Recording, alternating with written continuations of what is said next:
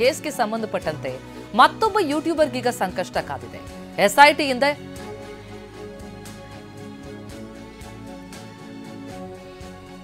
ಅಮಿತ್ ಶಾ ಈ ಬಗ್ಗೆ ಪ್ರತಿಕ್ರಿಯೆಯನ್ನು ಕೊಟ್ಟರು. ಧರ್ಮಸ್ಥಳದ ವಿರುದ್ಧ ಅಪಪ್ರಚಾರ ಕುರಿತು ಮಾಹಿತಿಯನ್ನು ಪಡ್ಕೊಂಡಿದ್ದಾರೆ. ಬಾಹುಬಲಿ ಬೆಟ್ಟ ಉತ್ಖನನ ಕಾರ್ಯಾಚರಣೆ ನಡೆದಿದೆ.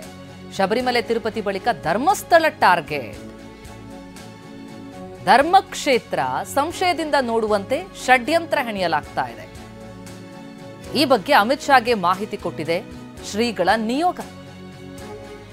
ಸಂಪೂರ್ಣ ಬುರುಡೆ ಪ್ರಕರಣದ ಮಾಹಿತಿಯನ್ನು ಅಮಿತ್ ಶಾ ಪಡ್ಕೊಂಡಿದ್ದಾರೆ. ಸ್ವಾಮೀಜಿಗಳಿಂದ ಮಾಹಿತಿಯನ್ನ ಸಂಗ್ರಹಿಸಿದ್ದಾರೆ ಅಮಿತ್ ಶಾ. ಎಲ್ಲವನ್ನ ಸೂಕ್ಷ್ಮವಾಗಿ ಗಮನಿಸ್ತಾ ಇದ್ದೇನೆ ಅಂತ ಶಾ ತಿಳಿಸಿದ್ದಾರೆ. ಈ ಬಗ್ಗೆ ಡೀಟೇಲ್ಸ್ ಕೊಡ್ತಾ ಇದ್ರು ನಮ್ಮ ಪ್ರತಿನಿಧಿ ಅಶೋಕ್, ತಾವು ವಿವರಿಸ್ತಾ ಇದ್ರಿ ಸ್ವಾಮೀಜಿಗಳ ನಿಯೋಗ ಕೊಟ್ಟಂತಹ ಹೇಳಿಕೆಗಳು, ಅಂದ್ರೆ ಅಲ್ಲಿ ಕೊಟ್ಟಂತಹ ಮಾಹಿತಿಗಳನ್ನ ಗಮನಿಸ್ತಾ ಹೋದಾಗ ಶಾ ಕೂಡ ಇದೆಲ್ಲವನ್ನ ಕೂಡ ಸೂಕ್ಷ್ಮವಾಗಿ ಗಮನಿಸ್ತಾ ಇದ್ದೀವಿ ಅಂತ ಹೇಳಿದ್ದಾರೆ. ಹಾಗಾಗಿ ಒಂದು ಕ್ರಮದ ನಿರೀಕ್ಷೆ ಮಾಡಬಹುದಾ? ಈ ಭೇಟಿ ಫಲಪ್ರದ ಆಗಿದೆಯಾ? ಏನ್ ಡೀಟೇಲ್ಸ್ ಲಭ್ಯ ಆಗ್ತಿದೆ?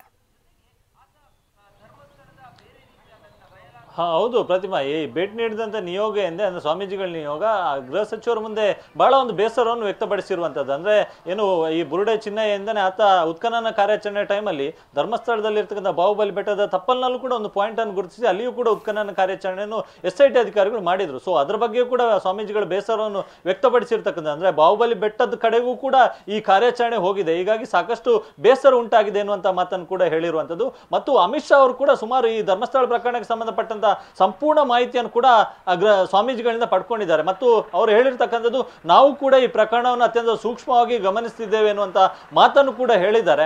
ಸೊ ತಾವು ಸ್ವಾಮೀಜಿಗಳ ತಾವು ಧರ್ಮ ಕಾರ್ಯವನ್ನು ಮಾಡ್ತಾ ಹೋಗಿ, ಧಾರ್ಮಿಕ ಕಾರ್ಯಗಳನ್ನು ಮಾಡ್ತಾ ಹೋಗಿ, ಈ ಎಲ್ಲ ಏನು ಅಪಚಾರ ಆಗ್ತಿದೆ ಮತ್ತು ಷಡ್ಯಂತ್ರ ಏನು ಆಗ್ತಿದೆ ಅಂತ ಏನು ತಾವುಗಳು ಹೇಳ್ತಿದ್ರಿ. ಸೊ ಈ ಬಗ್ಗೆ ನಾವು ಕೇಂದ್ರ ಸರ್ಕಾರದಿಂದ ಕ್ರಮವನ್ನು ತೆಗೆದುಕೊಳ್ತೇವೆ ಮತ್ತು ಈ ಬಗ್ಗೆ ಗಮನ ಹರಿಸ್ತೇವೆ ಎನ್ನುವಂತ ಭರವಸೆ ಮಾತುಗಳನ್ನು ಹೇಳಿದ್ದಾರೆ. ಸೊ ಹೀಗಾಗಿ ಕೇಂದ್ರ ಸರ್ಕಾರದ ಮುಂದಿನ ನಡೆಯ ಬಗ್ಗೆ ಸಾಕಷ್ಟು ಕುತೂಹಲವೂ ಕೂಡ ಇದೆ. ಈ ಸ್ವಾಮೀಜಿಗಳು ನೀಡಿದಂತ ಏನು ಬೇಡಿಕೆ ಇದೆ, ಮನವಿ ಇದೆ, ಅದಕ್ಕೆ ಕೇಂದ್ರ ಸರ್ಕಾರ ಯಾವ ರೀತಿಯಾಗಿ ಸ್ಪಂದನೆ ಮಾಡುತ್ತೆ ಎಂಬುದನ್ನು ಕೂಡ ಕಾದು ನೋಡಬೇಕಾಗಿದೆ. ಹೀಗಾಗಿ NIA ತನಿಖೆಗೆ ಈ ಪ್ರಕರಣವನ್ನು ಹಸ್ತಾಂತರಿಸುವ ಎಂಬುದನ್ನು ಕೂಡ ಕಾದು ನೋಡಬೇಕಾಗಿದೆ. ಒಂದ್ ಕಡೆಯಿಂದ ಸ್ವಾಮೀಜಿಗಳು ಈ ಒತ್ತಾಯವನ್ನು ಮಾಡ್ತಿದ್ದಾರೆ, ಇನ್ನೊಂದ್ ಕಡೆ ಬಿಜೆಪಿ ನಾಯಕರು ಕೂಡ ಕೇಂದ್ರಕ್ಕೆ ಒತ್ತಾಯವನ್ನು ಮಾಡಿದ್ದಾರೆ. ಸ್ವತಃ ಕುಮಾರಸ್ವಾಮಿ ಅವರು ಕೂಡ ಕೇಂದ್ರಕ್ಕೆ ಈ ಬಗ್ಗೆ ಒತ್ತಾಯ ಮಾಡಿದ್ದಾರೆ, NIA ಇಂದ ತನಿಖೆ ಆಗ್ಲಿ ಎನ್ನುವಂಥದ್ದು. ಸೊ ಹೀಗಾಗಿ ಮುಂದಿನ ದಿನಗಳಲ್ಲಿ ಕೇಂದ್ರ ಸರ್ಕಾರದ ನಿಲುವು ಏನು ಎಂಬುದು ಸ್ಪಷ್ಟವಾಗಲಿಕ್ಕಿದೆ. ಪ್ರತಿಮಾ, ಥ್ಯಾಂಕ್ಸ್ ಅಶೋಕ್ ತಮ್ಮ ಮಾಹಿತಿಗೆ.